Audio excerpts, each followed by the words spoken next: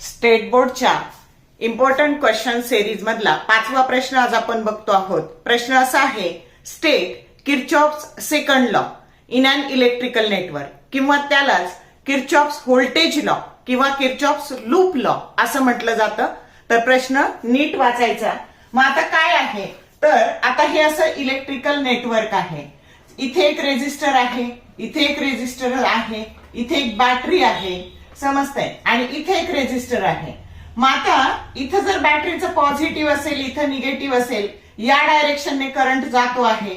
आता हा resistance R1, याला म्हणू R2, याला म्हणू R3, आणि हे क्लोज लूप आहे। मग आता बघा, ह्या क्लोज लूप मध्ये आता हा लूप साठी अप्लाय आहे the algebraic sum of potential difference, म्हणजे समेशन ऑफ V आणि summation of EMF over a close loop is always equal to 0, आणि V बरोबर काय असतं, तर IR। मग आता summation of IR plus summation of E that is equal to 0 over a close loop. आता ह्या मॅथमॅटिकल कडून डिस्क्रिप्टिव्ह कडे जायचं बघा। तर काय, the algebraic sum of potential difference. मग पोटेन्शियल डिफरन्स काय, ब्रॅकेटमध्ये म्हणायचं product of current and resistance and the EMF म्हणजे electromotive force over a close loop किंवा in a close loop is always equal to 0।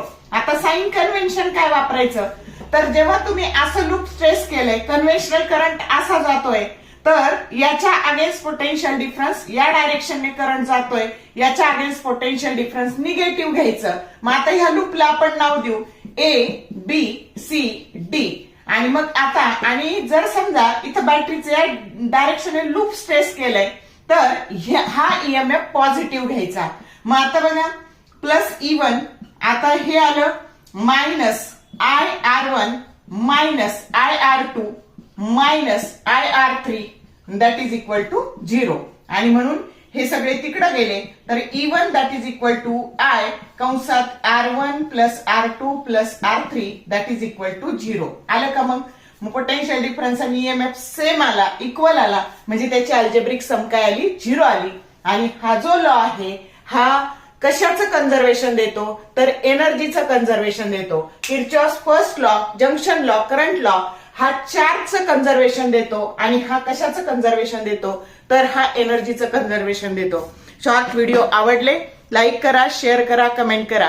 For more useful tips and tricks keep watching wings of physics. Thank you very much.